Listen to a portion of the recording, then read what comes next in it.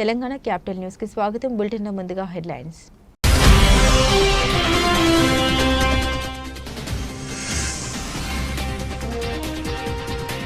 BRTS yoga street లో విజయవంతంగా artist team yoga. NTR జిల్లా collector doctor G Lakshmisha.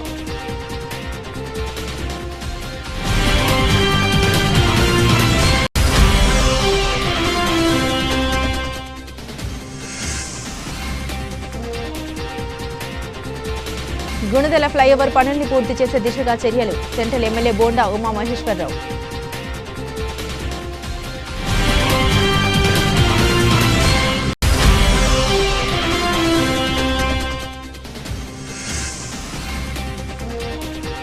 TDP ఎమ్మెల్యేలు ఎంపీలు గ్రామస్థాయి నాయకులతో చంద్రబాబు ఢిల్లీ కాన్ఫరెన్స్. మంత్రులంతా కార్యకర్తలా పనిచేసి స్ఫూర్తినిచ్చారని సీఎం కితాబు.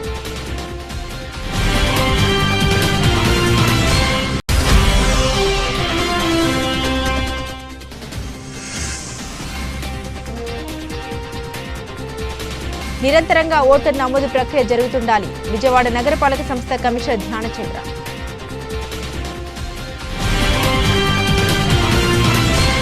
కళాకారులు సాంస్కృతిక వాస్తు శిల్పులు. కళాకారులకు సమాజంలో మార్పు తెచ్చే శక్తి ఉందని, వారి కళ ప్రదర్శనలు సమాజాన్ని మెరుగైన మార్గంలో అడుగులు వేయిస్తాయని, సంపూర్ణ ఆరోగ్యానికి సోపానమైన యోగాను ప్రతి ఒక్కరికి చేరువ చేసేందుకు కళాకారులు కృషి చేయాలని జిల్లా కలెక్టర్ డాక్టర్ జి లక్ష్మీషా అన్నారు. ఆయుష్ శాఖ, ఎన్టీఆర్ జిల్లా అధికార యంత్రాంగం, విజయవాడ నగరపాలక సంస్థ సంయుక్త ఆధ్వర్యంలో శుక్రవారం విజయవాడ BRTS యోగా స్ట్రీట్లో నిర్వహించిన ఆర్టిస్ట్ థీమ్ యోగా కార్యక్రమంలో కలెక్టర్ లక్ష్మీషా పాల్గొని నాట్యాచార్యులు, కళాకారులతో కలిసి యోగాసనాలు అభ్యసించారు. ఈ సందర్భంగా కలెక్టర్ లక్ష్మీషా మాట్లాడారు. యోగాంధ్ర మాసోత్సవాల్లో భాగంగా సమాజంలోని ప్రతి వర్గానికి యోగాను చేరువ చేయాలనే ఉద్దేశంతో థీమ్ యోగా నిర్వహిస్తూ ఉన్నామని, ఇందులో భాగంగా శుక్రవారం కళాకారులతో నిర్వహించిన యోగా అభ్యాసన కార్యక్రమం విజయవంతమైందని తెలిపారు. అంతర్జాతీయ యోగా దినోత్సవం జూన్ 21 నాటికి సర్వరోగ నివారణ అయిన యోగాను రాష్ట్రంలో కనీసం 2 కోట్ల మందికి, జిల్లాలో దాదాపు 10 లక్షల మందికి చేరువ చేసేందుకు కార్యక్రమాలు నిర్వహిస్తున్నట్టు తెలిపారు. ఈ కార్యక్రమంలో విజయవాడ ఆర్డీఓ కావూరి చైతన్య, విజయవాడ నగరపాలక సంస్థ అదనపు కమిషనర్ డి చంద్రశేఖర్, ఘంటసాల వెంకటేశ్వరరావు, సంగీత కళాశాల principal Narasamma, Andhra arts academy అధ్యక్షుడు గొల్ల నారాయణరావు, ప్రముఖ నాట్యాచారులు కళారత్న భాగవతుల వెంకటరామ శర్మ, కళాక్షేత్ర నృత్య అకాడమీ హవిషా చౌదరి, భక్త నారద గాన సభ అధ్యక్షులు కళారత్న డాక్టర్ ఆకురాతి కోదండరామయ్య, వివిధ కళా సంస్థల ప్రతినిధులు మల్లాది స్వాతి, రఘువేదం కిషోర్, అంబేద్కర్ సాంస్కృతిక సేవా సంఘం ప్రతినిధి జోషి, ఋగ్వేదం సిస్టర్స్ గాయకులు Padmasri, Krishnasri, literary culture services ప్రతినిధి B Anjaneyaraju, DMHO doctor M Suhasini, జిల్లా ఆయుష్ యోగాంధ్ర నోడల్ అధికారి డాక్టర్ వీరాణి, ఆయుష్ అధికారి డాక్టర్ రామహతేల్, పలువురు కళాకారులు, నాట్యాచారులు, గాయకులు పాల్గొన్నారు.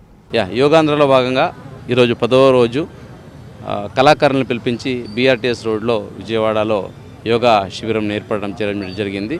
కళాకారులు అందరూ ఉత్సాహంగా వచ్చి అందరూ చాలా ఆసక్తికరంగా పాల్గొన్నారు. ప్రతి ఒక్కరూ ఈ ఇంటర్నేషనల్ యోగా డే కోసం ఇచ్చిన ప్రోటోకాల్ అయితే ఉందో, యోగా ప్రోటోకాల్ 45 మినిట్స్, ఆ ప్రోటోకాల్ అందరూ బాగా ప్రాక్టీస్ చేసి అందరూ ఆనందంగా యోగాలో పాల్గొన్నారు. సో ఇదే స్ఫూర్తితో ప్రతిరోజు ఒక్కొక్క సెక్టర్ పీపుల్ని తీసుకొచ్చి ఇక్కడ యోగా చేయించేది జరుగుతూ ఉంది. రేపు ఫార్మర్స్ని, రైతులను తీసుకొచ్చి ఇక్కడ యోగా చేయించడం జరుగుతుంది.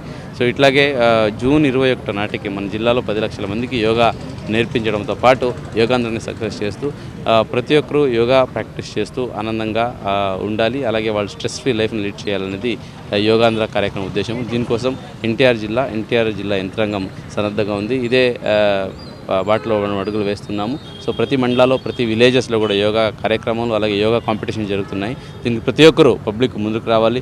యోగాని ఒక మన జీవిత భాగంగా, అంటే పార్ట్ ఆఫ్ అవర్ లైఫ్గా ప్రాక్టీస్ చేసుకుంటూ ఆరోగ్యంగా ఉండాలని సందర్భంగా కోరుకుంటున్నాను. గుణదల ప్రాంత వాసుల చిరకాల వాంఛ అయిన గుణదల ఫ్లైఓవర్ పనుల్ని పూర్తి చేసే దిశగా చర్యలు చేపడుతూ ఉన్నట్లు సెంట్రల్ ఎమ్మెల్యే బోండా ఉమా మహేశ్వరరావు తెలిపారు. ఎంపీ కేశినేని శివనాథ్తో కలిసి వివిధ శాఖల సమన్వయంతో పనులు వేగంగా పరుస్తున్నామన్నారు. సెంట్రల్ నియోజకవర్గంలో 5 వంతెనలు నిర్మించాల్సిన అవసరం ఉందని, రానున్న 5 ఏళ్లలో అన్నింటినీ పూర్తి చేస్తామని ఆయన స్పష్టం చేశారు. గుణదల 1వ డివిజన్లో గుణదల నుండి దాదాపు దావు బుచ్చే కాలనీ వరకు రోడ్డు నిర్మాణ పనులకు స్థానిక నేతలతో కలిసి ఎమ్మెల్యే బోండా ఉమా శంకుస్థాపన చేశారు. ఈ సందర్భంగా ఆయన మాట్లాడుతూ గుణదల వాసుల చిరకాల కల అయిన 2 ఓవర్ బ్రిడ్జుల నిర్మాణం త్వరలోనే ప్రారంభిస్తామని తెలిపారు. తాను 2014 నుండి 2019 వరకు ఎమ్మెల్యేగా ఉన్న సమయంలో ఈ ఫ్లైఓవర్ పనులు ప్రారంభమయ్యాయని, కానీ తర్వాత ప్రభుత్వాలు పట్టించుకోలేదని ఆరోపించారు. ప్రస్తుతం కూటమి ప్రభుత్వం ఏర్పడిన తర్వాత ఈ పనులు మళ్లీ వేగవంతం అయ్యాయన్నారు. ఇప్పటికీ అన్ని శాఖల అధికారులతో సమన్వయం చేసుకుంటూ ముందుకు వెళ్తున్నామన్నారు. ఈ ఫ్లైఓవర్ నిర్మాణం పూర్తయితే ఈ ప్రాంత అభివృద్ధికి తోడ్పాటు అందుతుందన్నారు. ఈ కార్యక్రమంలో division president Kommineni Suresh, in charge Pinnamaneni Nani, రాష్ట్ర తెలుగు యువత మీడియా కోఆర్డినేటర్ పరుచూరి శివ, భార్గవ్, తెలుగు యువత నాయకులు గౌతమ్, సాయిరామ్, తెలుగు మహిళా నాయకులు సత్య, దివ్య, మురళీదేవి, రమాదేవి, జనసేన డివిజన్ ఇన్ఛార్జ్ సత్య ఆది తదితరులు పాల్గొన్నారు.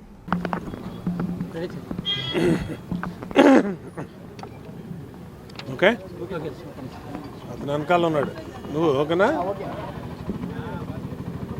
గుణదల 1వ డివిజన్లో ఈ ప్రాంత వాసుల చిరకాల వాంఛా కళ అయినటువంటి 2 రైల్ ఓవర్ బ్రిడ్జ్లు, ఫ్లైఓవర్లు, ఒకటి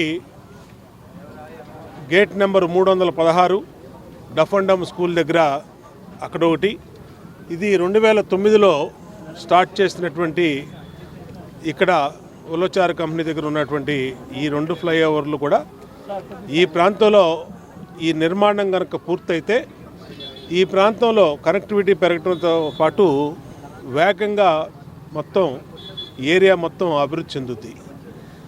దానికి గతంలో కూడా తెలుగుదేశం ప్రభుత్వం 2014, 2019లో నేను శాసనసభ్యుడిగా ఉన్నప్పుడు మరి చంద్రబాబు నాయుడు గారి దృష్టికి తీసుకెళ్ళి అనేక రకాలుగా ఈ ఫ్లైఓవర్ని పూర్తి చేయాలని ప్రయత్నం చేసాం. ఆ రోజు ఇక్కడ ఉన్నటువంటి సగం చేసినటువంటి కాంట్రాక్టర్ కోర్టులకు వెళ్ళటం, ఆర్బిట్రేషన్ పిటిషన్స్ కోర్టులో ఉండటం వల్ల అవలా. తర్వాత వచ్చిన ప్రభుత్వాలు పట్టించుకోలేదు. మళ్ళా ఇవాళ అభివృద్ధి పథంలో ముందుకు తీసుకెళ్లే తెలుగుదేశం ప్రభుత్వం వచ్చినాక వేగంగా ఈ పనులన్నింటిని కూడా మొదటి నుంచే మొదలుపెట్టాం. పార్లమెంట్ సభ్యులు కేశినేని శివనాథ్ చిన్ని అలాగే నేను దీని మీద నిరంతరం కూడా కలెక్టర్ గారి ఆధ్వర్యంలో ఇప్పటికే అనేక రివ్యూలు జరిపాం.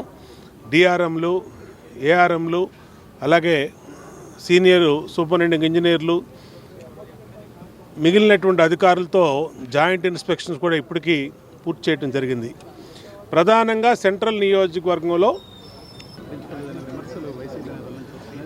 అంటే ఇవాళ జగన్మోహన్ రెడ్డి వైసీపీ జరుగుతున్నటువంటి పనుల్ని, అభివృద్ధిని ఓర్వలేకపోతూ ఉన్నారు. ఇవాళ మహానాడులో ఈ రాష్ట్రం సమగ్ర అభివృద్ధి, ఒక ప్రాంతం కాకుండా సమగ్ర అభివృద్ధే లక్ష్యంగా ఈ ప్రభుత్వం అనేక తీర్మానాలు ప్రవేశపెట్టింది. అటు రాయలసీమలో తాగునీటి ప్రాజెక్టులు కానీ, అలాగే గోదావరి బసంచర్ల ప్రాజెక్టు కానీ, అలాగే ఇటు అమరావతి కానీ, అటు విశాఖపట్నానికి ఐటీలు కానీ, అట్లాగే అనేక పరిశ్రమలు తీసుకురావడం అన్నిట్లు కూడా దృష్టి పెట్టాం. వాళ్ళకి కనబడతలేదు, వాళ్ళు దాన్ని చెప్పలేకపోతూ ఉన్నారు. ఈ ప్రభుత్వం లక్ష్యం ఇటు సంక్షేమం పేదవాళ్ళకి, అటు అభివృద్ధి, మరొకటి ఉపాధి, 3 కూడా సమానంగా ఖచ్చితంగా చేస్తాం. దానికి మహానాడు అద్భుతంగా ఒక వేదిక, చరిత్రలో ఎప్పుడూ లేనటువంటి విధంగా మొట్టమొదటిసారి కడపలో పెట్టి 5 లక్షల మందితో సభ పూర్తి చేసేటప్పటికీ వాళ్ళకి కళ్ళు బైర్లు కంపెనీ, వాళ్ళ అర్థం కాని పరిస్థితుల్లో, దిక్కుతోచని పరిస్థితుల్లో వైసీపీ ఉంది. ఖచ్చితంగా మా కాళ్ళతో పనే లేదు, లెక్కే లేదు. మా పని మేము చేసుకుంటూ రాష్ట్ర అభివృద్ధి లక్ష్యంగా ముందుకెళ్తాం. టీడీపీ ఎమ్మెల్యేలు, ఎంపీలు, గ్రామస్థాయి నాయకులతో సీఎం చంద్రబాబు టెలికాన్ఫరెన్స్ నిర్వహించారు.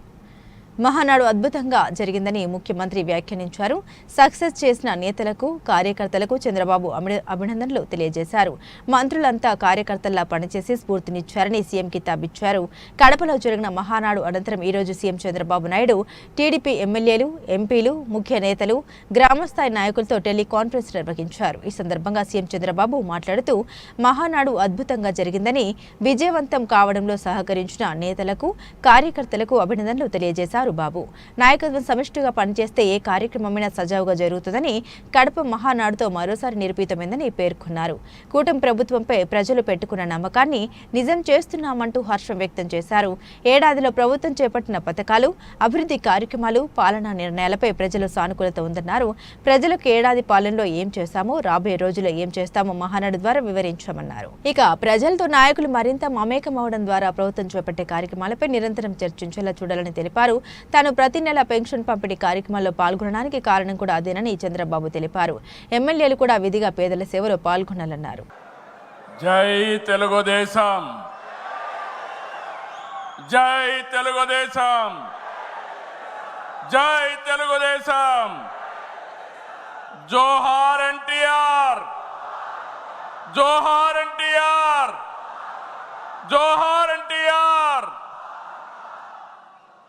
వేదిక పైన, వేదిక ముందర ఆసీనులైనటువంటి నాకు ప్రాణ సమానమైనటువంటి తెలుగుదేశం పార్టీ కుటుంబ సభ్యులందరికీ స్వాగతం, సుస్వాగతం. పత్రికా విలేకరులకి మనస్ఫూర్తిగా స్వాగతం. దేశంలో అనేక రాజకీయ పార్టీలు ఉన్నాయి, కానీ మహానాడుల వేలాది మంది ప్రతినిధులతో మంచి చెడులు, విధానాలు, ఆలోచనలు చర్చించుకునే ఏకైక పార్టీ తెలుగుదేశం. ప్రతిపక్షంలో ఉన్న, అధికారంలో ఉన్న మహానాడు అంటే అదే జోరు, అదే హోరు. మీ ఉత్సాహం చూస్తే నా మనసు ఉప్పొంగుతా ఉందని చెప్పి తెలియజేస్తున్నా. రాయలసీమలో మహానాడు అంటే తిరుపతిగా ఉండేది. ఇప్పుడు తొలిసారి దేవుని కడపలో, అది కూడా కూటమి ప్రభుత్వం ఏర్పాటైన తర్వాత తొలి మహానాడు కడపలో ఏర్పాటు చేసుకుంటున్నాం. ఈరోజు కడప గడ్డపై జరుగుతున్న ఈ మహానాడు చూస్తే ఎన్నికలై ఏడాది జరుగుతున్నా మీలో ఆ కసి, ఉత్సాహం, ఉద్వేగం ఏమాత్రం తగ్గలేదు. నిరంతరంగా ఓటర్ నమోదు ప్రక్రియ జరుగుతుండాలి అని విజయవాడ నగరపాలక సంస్థ కమిషనర్ ధ్యానచంద్ర అన్నారు. నగరపాలక సంస్థలో కూడా ఒక ప్రత్యేక కేంద్రాన్ని ఏర్పాటు చేసి నిరంతరం ఓటర్ నమోదు ప్రక్రియను సెంట్రల్ నియోజకవర్గ ప్రజలకు అందేటట్లు చర్యలు తీసుకోవాలని అన్నారు. శుక్రవారం ఉదయం బీఎంసీ ప్రధాన కార్యాలయంలో గల కమిషనర్ ధ్యానచంద్ర చామ్రన్ నందు సెంట్రల్ నియోజకవర్గ రాజకీయ పార్టీలతో సమీక్ష నిర్వహించారు. ఈ సమావేశంలో 18 సంవత్సరాలు నిండిన ప్రతి ఒక్కరికి ఓటరుగా నమోదు చేసే ప్రక్రియ నిరంతరాయంగా జరుగుతుండేటట్లు చర్యలు తీసుకోవాలని అధికారులను ఆదేశించారు. అందుకు అనుగుణంగా ప్రతి ఏఈఆర్ఓ తన పరిధిలో గల పోలింగ్ స్టేషన్లలో ఉన్న కాలేజీలో ఒక ప్రత్యేక కౌంటర్ని ఏర్పాటు చేసి ప్రతిరోజు 18 సంవత్సరాలు నిండిన ప్రతి ఒక్కరిని ఓటరుగా నమోదు చేసే ప్రక్రియను చేయాలని అధికారులను ఆదేశించారు. నమోదైన ప్రతి ఒక్కరికి పీవీసీ ఓటర్ కార్డు వారికి అందేటట్లు చర్యలు తీసుకోవాలన్నారు. విజయవాడ నగర సంస్థలో కూడా ఒక ప్రత్యేక కేంద్రాన్ని ఏర్పాటు చేసి నిరంతరం ఓటర్ నమోదు ప్రక్రియను సెంట్రల్ నియోజకవర్గ ప్రజలకు అందేటట్లు చర్యలు తీసుకోవాలని తెలిపారు. ఆంధ్రులకు కన్నంతర ఖ్యాతిని ఆర్జించి పెట్టిన వాటిలో ఆవకాయ అత్యంత విశిష్టమైందని చెప్పక తప్పదు. అలాంటి ఆవకాయ పచ్చడి తయారీ రోజు ఇంట్లో పండుగ వాతావరణం నెలకొంటుంది. మరి వందలాది మంది మహిళలు ఒకే చోట ఆవకాయ పచ్చడి తయారు చేస్తే ఎలా ఉంటుందో ఊహించుకోగలరా? శ్రీదేవి సాంస్కృతిక సంక్షేమ సంఘం వ్యవస్థాపక అధ్యక్షురాలు దూపాటి శ్రీదేవి ఈ మహత్తర కార్యక్రమానికి శ్రీకారం చుట్టారు. శ్రీదేవి సాంస్కృతిక సాంఘిక సంక్షేమ సంఘం ఆధ్వర్యంలో ఆదిరే ఆవకాయ పేరిట గాంధీనగర్లోని ఛాంబర్ ఆఫ్ కామర్స్ ఇండస్ట్రీ హాల్లో ఆవకాయ పచ్చడి తయారీ పోటీలు నిర్వహించారు. ఈ పోటీలో వందలాది మంది మహిళలు ఎంతో ఉత్సాహంగా పాల్గొన్నారు. నిర్వాహకులు సమకూర్చిన ముడి పదార్థాలతో ఆవకాయ పచ్చడిని ఎప్పటికప్పుడే పట్టి ఔరా అనిపించారు. ఆవకాయ గుమగుమలతో ఆ ప్రాంతం సందర్శకులను చవులూరేలా చేసింది. ఈ సందర్భంగా సంఘం వ్యవస్థాపక అధ్యక్షురాలు దూపాటి శ్రీదేవి మాట్లాడుతూ తమ సంఘం స్థాపించిన నాటి నుండి ప్రతి నెల మహిళలకు సంబంధించిన ఏదో ఒక అంశంలో పోటీలు నిర్వహించడం ఆనవాయితీగా వస్తోందన్నారు. వేసవి అంటే మల్లెలు, ఆవకాయకు ప్రాధాన్యత ఇస్తారని అన్నారు. గత నెలలు మల్లెపూలతో ఫోటోలు నిర్వహించామని, ఈ నెలలో ఆవకాయ పోటీలు నిర్వహించగా మహిళల నుండి అనూహ్య స్పందన లభించిందని తెలిపారు. ప్రభుత్వం కూడా తన సేవలకు గుర్తింపుగా ఉగాది పురస్కారాన్ని ఇచ్చి ప్రోత్సహించిందని తెలిపారు. అందరికీ నమస్కారం. నా పేరు దూపాటి శ్రీదేవి. శ్రీదేవి సాంస్కృతిక సాంఘిక సంక్షేమ సంఘం ఆధ్వర్యంలో నేను ప్రతి నెల ఏదో ఒక ప్రోగ్రాం మహిళలకు సంబంధించింది చేస్తూ వచ్చాను. వీళ్ళందరూ నన్ను ఎంతో ఇదిగా ఆదరిస్తున్నారు. రాష్ట్ర ప్రభుత్వం కూడా గుర్తించి నాకు మొన్న ఉగాది పురస్కారం కూడా ఇచ్చారు. నేను కళాసేవ చేస్తున్నందుకు వారికి కూడా ధన్యవాదాలు. అయితే నేను ఏ నెలలో వచ్చే సందర్భాన్ని బట్టి ఆ నెల సంబంధించిన ప్రోగ్రాం చేస్తుంటాను. ఈసారి వేసవి అంటే మల్లెపూలు, మామిడికాయ పచ్చడి, ఆవకాయ ఈ రెండు జరుగుతుంటాయి. పోయిన సంవత్సరం నేను మల్లెపూలతోటి కార్యక్రమం చేశాను. ఇప్పుడు ఆవకాయ ఇంట్లో అందరూ పెట్టుకుంటుంటారు, కానీ ఒకే చోట 400 మంది పెట్టారు అంటే అది ఎంత గ్రాండ్గా ఉంటుందో అన్న ఇదితోటి నాకు ఆలోచన వచ్చింది.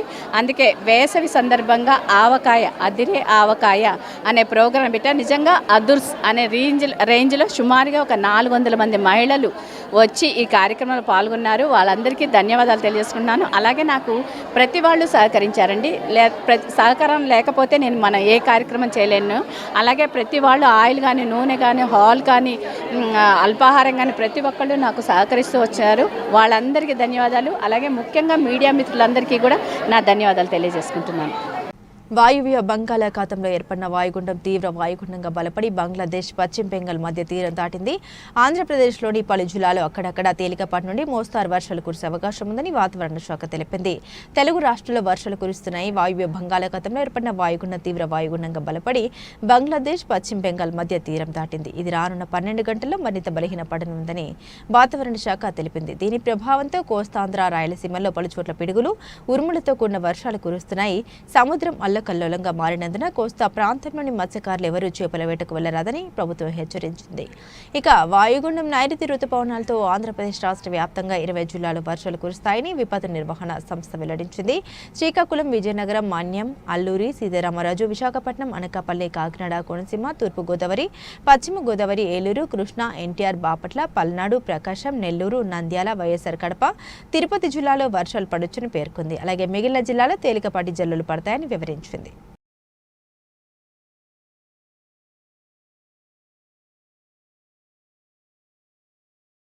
ఇటు రాష్ట్ర మరియు ప్రగతిశీల ఆటో కార్మిక సంఘం నాయకుడు కామ్రేడ్ ఎల్వి కుటుంబరావు ఆచరణ కార్మికుల పట్ల గల నిబద్ధత కార్మిక రంగంలో పనిచేసే అందరికీ ఆదర్శం అనుసరణీయమని సిపిఐ ఎంఎల్ న్యూ డెమోక్రసీ రాష్ట్ర అధికార ప్రతినిధి చిట్టిపాటి వెంకటేశ్వర్లు అన్నారు. కార్మిక రంగంలోనూ పార్టీలోనూ చురుకైన నాయకుడిగా కుటుంబరావు పనిచేశారన్నారు. ఏ స్థాయి నాయకుడైనా తప్పులు చేస్తే నిర్మాణాత్మకంగా విమర్శలు చేస్తూ సరిదిద్దేందుకు ప్రయత్నాలు చేసేవాడని అన్నారు. ఇటు రాష్ట్ర నాయకుడు కామ్రేడ్ ఎల్వి కుటుంబరావు 3వ వర్ధంతి సభ శుక్రవారం విజయవాడ చంద్ర రాజేశ్వరరావు గ్రంథాలయంలో నిర్వహించడం జరిగింది. ఈ సందర్భంగా చిట్టిపాటి మాట్లాడారు. విజయవాడ ఆటో కార్మికుల తలలో నాలుకలా కుటుంబరావు మెలిగాడని, ఎవరికి ఏ సమస్య వచ్చినా వెంటనే వాటిని పరిష్కరించేవారని అన్నారు. అటు ఆర్టీఓ సమస్యలు, ఇటు ఫైనాన్షియర్ల వేధింపులు, ప్రమాదాల పోలీసు కేసులు, అలా అనేక రకాల సమస్యపై ఎన్నో పోరాటాలు సాగించారని గుర్తు చేశారు.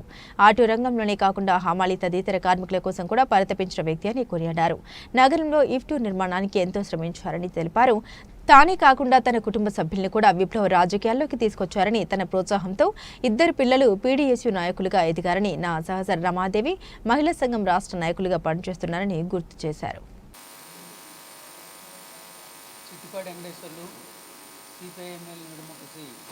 రాష్ట్ర అధికార ప్రతినిధి, ఐఎఫ్టియు రాష్ట్ర నాయకులు, ఆటో వర్కర్స్ యూనియన్ నాయకులు, కార్మిక వర్గ నేత కామ్రేడ్ ఎల్వి కుటుంబరావు మరణించి 3 సంవత్సరాలైంది.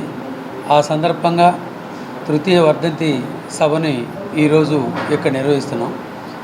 తన కోసం, తన కుటుంబం కోసం మరణించడం కాకుండా ప్రజల కోసం, ప్రజల సమస్యల పరిష్కారం కోసం, దానికంటే ఉన్నతమైన సమసమాజ లక్ష్యం కోసం పనిచేయడం అన్నిటికంటే ఉదాత్తమైనది, ఉన్నతమైనది.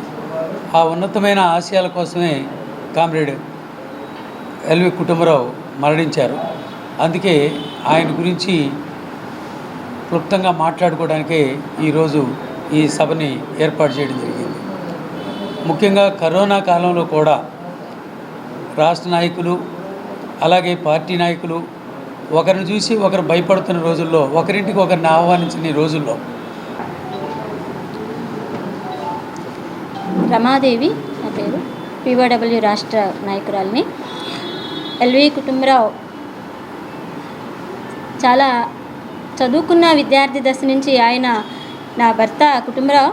కాకపోతే ఏంటంటే ఆటో డ్రైవర్గా కుటుంబ జీవనం సాగిస్తూనే ఆయన చదువుకున్న ఆటో కార్మికుల సమస్యల పట్ల, వాళ్ళు ఫైనాన్షియల్ వేధింపులు కానీ, లేదంటే అద్దె బండ్లు వేసే వాళ్ళ ఇబ్బందులు కానీ, ఆర్టీఓ ఆఫీస్లో సమస్యల మీద ఆయన చాలా పోరాటం చేశాడు.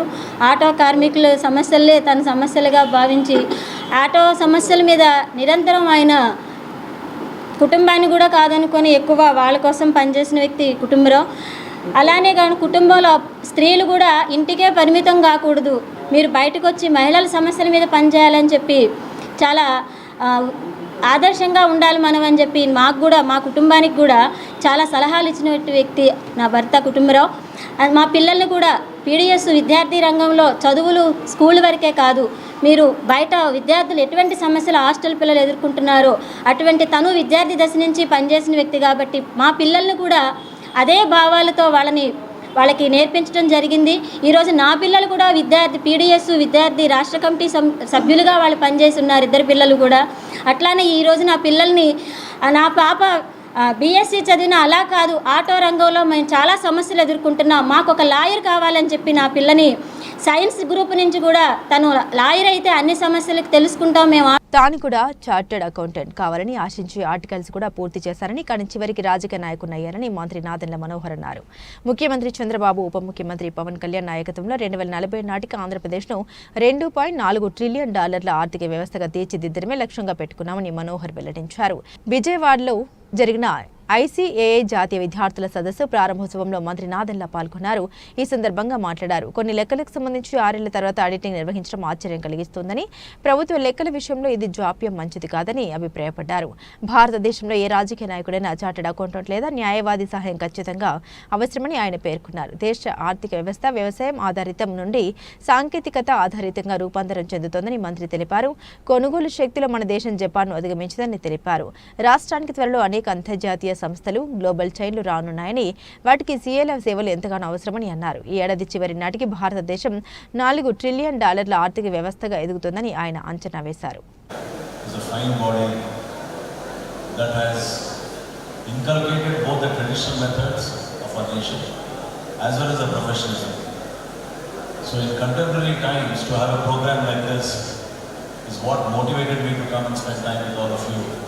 Because it's not easy to organize a program of this scale.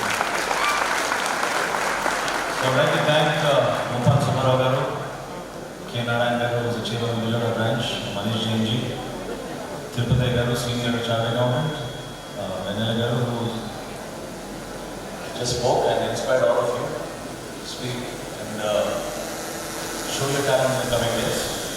And Vinita Garu, very interesting to see young people come on stage and speak like that. That's what we need in India. And of course,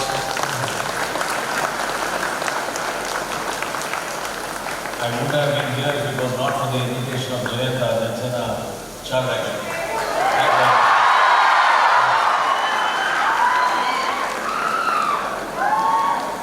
So, 2 years ago, Hyderabad లో జరిగే కార్యక్రమానికి పవన్ కళ్యాణ్ గారిని ఆహ్వానించినప్పుడు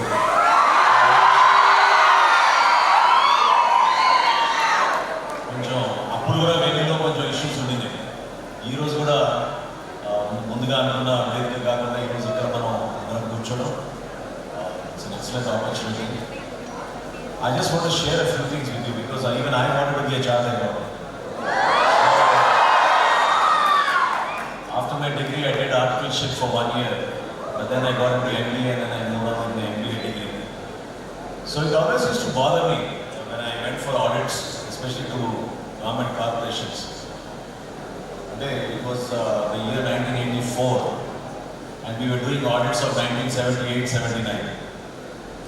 తమ పొట్టపైన కొట్టే చర్యల్ని రాష్ట్ర ప్రభుత్వం వెంటనే విడనాడాలని Andhra Pradesh ration mobile dispensary unit operators సంఘం రాష్ట్ర నాయకులు వీరయ్య డిమాండ్ చేశారు. ప్రభుత్వ విధానాలతో రాష్ట్ర వ్యాప్తంగా ఇంటింటికి రేషన్ పంపిణీ వ్యవస్థలో 9,260 మంది MDO ఆపరేటర్లు జీవనోపాధి దెబ్బతింటుందని ఆవేదన వ్యక్తం చేశారు. తమను నిరవధికంగా ఆపేసే రీతిలో ప్రభుత్వం వ్యవహరిస్తే రాష్ట్ర వ్యాప్తంగా ఆందోళన చేపడతామన్నారు. MDO ఆపరేటర్స్ కు ప్రభుత్వ పరంగా చెల్లించాల్సిన బకాయిల్ని తక్షణమే విడుదల చేయాలని డిమాండ్ చేశారు. తమ సమస్యల పరిష్కారం కోరుతూ Andhra Pradesh ration MDO operators Vijayawada dharna చౌక్లో ధర్నా నిర్వహించారు. MDO ఆపరేటర్లను ప్రభుత్వం ఆపేదలుచుకుంటే తక్షణమే బకాయిలు చెల్లించాలని నినాదాలు చేపట్టారు. ఈ ధర్నాలో పాల్గొన్న MDO ఆపరేటర్ల సంఘం రాష్ట్ర నాయకుడు వీరయ్య మాట్లాడారు. ప్రభుత్వ వ్యవహార శైలి 9,260 మంది MDO ఆపరేటర్లను రోడ్డున పడేస్తోందన్నారు. ఈ నెల మే 20వ తారీఖున కేబినెట్ తీసుకున్నటువంటి నిర్ణయం వల్ల సుమారుగా 9,260 ఆపరేటర్లు మరియు 9,260 మంది హెల్పర్లు కుటుంబాలు రోడ్డున పడ్డాయన్నారు. వీరందరికీ యథావిధిగా జీవన ఉపాధి పొందడానికి వీలుగా రేషన్ డీలర్లుగా పనిచేసే అవకాశం కల్పించాలన్నారు. లేదంటే రాష్ట్ర వ్యాప్తంగా కూడా ప్రభుత్వంలో అనేక శాఖల్లో ఉద్యోగాలు బ్యాక్లాగ్ పోస్టులు ఉన్నాయని, ఆయా పోస్టులను నియమించి ప్రభుత్వం MDO ఆపరేటర్లను ఆదుకోవాలని తెలిపారు. నా పేరు వీరయ్య అండి.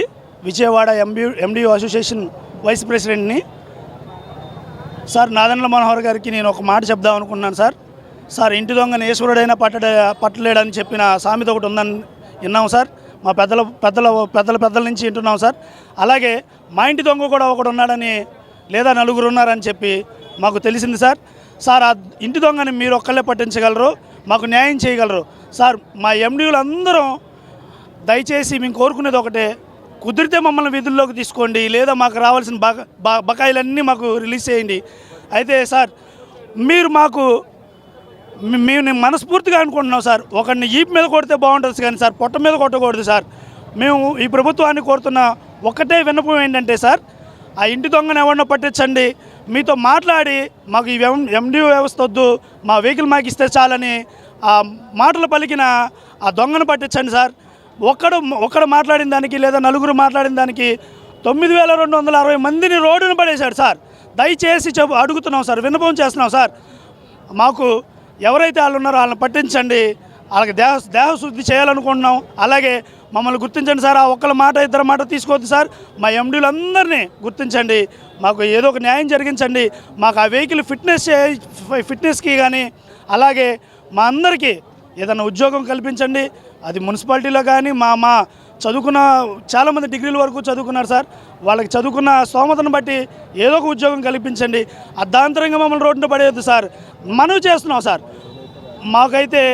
మాకైతే నిజంగా మనస్ఫూర్తిగా ఎంత వేదనగా ఉందంటే, రేపొద్దున స్కూళ్ళు కాలేజీలు తెరుస్తున్నారు సార్, మా పిల్లల భవిష్యత్తు ఏంటి, మా భవిష్యత్తు ఏంటి, అర్ధాంతరంగా రోడ్డును పడేశారు. ఆ వెహికల్ తిరగడానికి రోడ్డు ఎక్కడానికి కూడా లేకపోయింది సార్.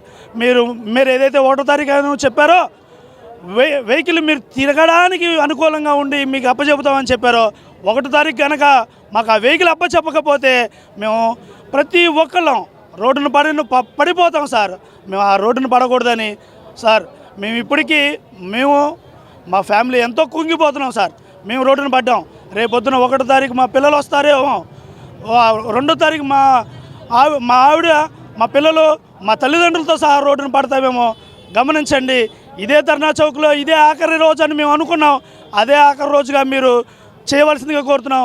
రేపొద్దున పిల్లలు భార్యలతో రోడ్డును పడి ఇదే ధర్నా చౌక్లో మేము మళ్ళీ ఏడ్చే దుస్థితి తేవకుండా మాకు న్యాయం చేయవలసిందిగా కోరుతున్నాము. అదే రీతిగా మా వెహికల్కి 10%ఏ మా చేత కట్టించి 90% సబ్సిడీ అన్నారు కాబట్టి తిరిగి మేము కట్టిన 57 నెలలు 30,000 చొప్పున 1,71,000 మాకు రావాల్సిందిగా న్యాయంగా అడుగుతున్నాం సార్. మీ ప్రభుత్వ పరంగానే రావాల్సిందిగా అడుగుతున్నాం.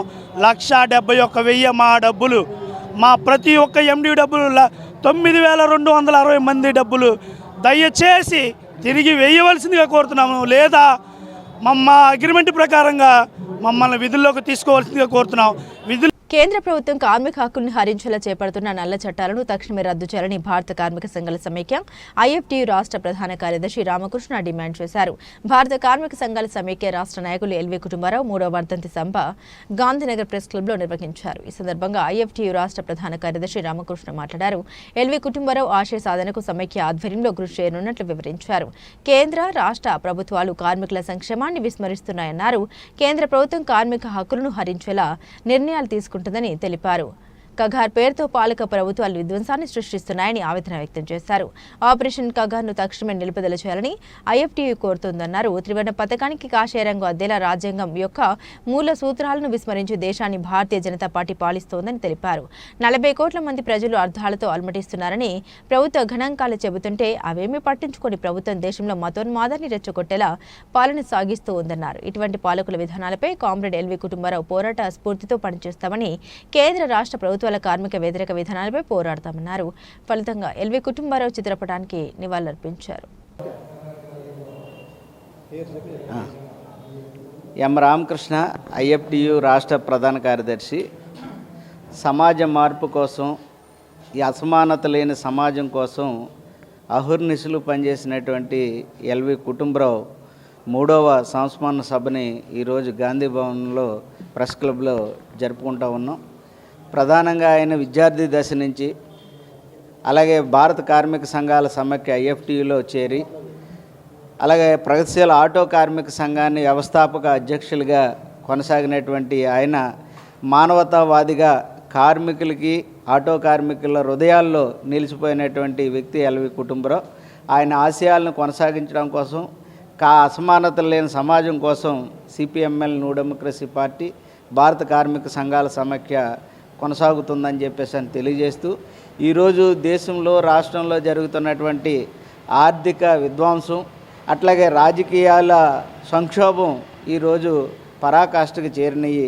ఈరోజు ఎన్నికల్లో అధికారంలోకి వచ్చినటువంటి కూటమి ప్రభుత్వం అసంఘటిత రంగంలో ఉన్నటువంటి 22,000 మంది ప్రమాదాలతో అలాగే మరణించినటువంటి వాళ్ళు ఉంటే కనీసం వాళ్ళకి కాంపన్సేషన్ అనేటువంటిది ఇవ్వకపోవడం చాలా దురదృష్టకరం.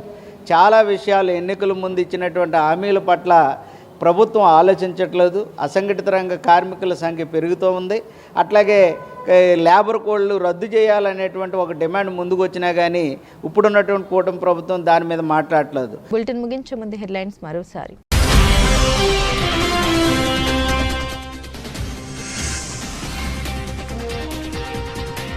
బీఆర్టీఎస్ యోగా స్ట్రీట్లో విజయవంతంగా ఆర్టిస్ట్ టీమ్ యోగా. ఎన్టీఆర్ జిల్లా collector doctor G Lakshmisha.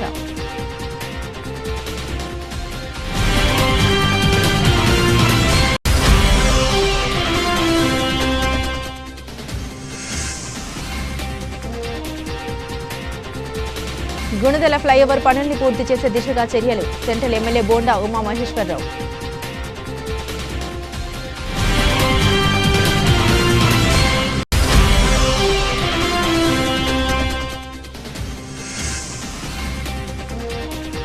TDP ఎమ్మెల్యేలు ఎంపీలు గ్రామస్థాయి నాయకులతో చంద్రబాబు టెలికాన్ఫరెన్స్.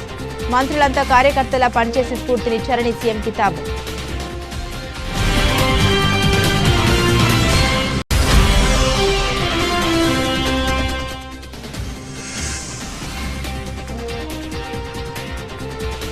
నిరంతరంగా ఓటర్ నమోదు ప్రక్రియ జరుగుతుండాలి. విజయవాడ నగరపాలక సంస్థ కమిషనర్ ధ్యానచంద్ర.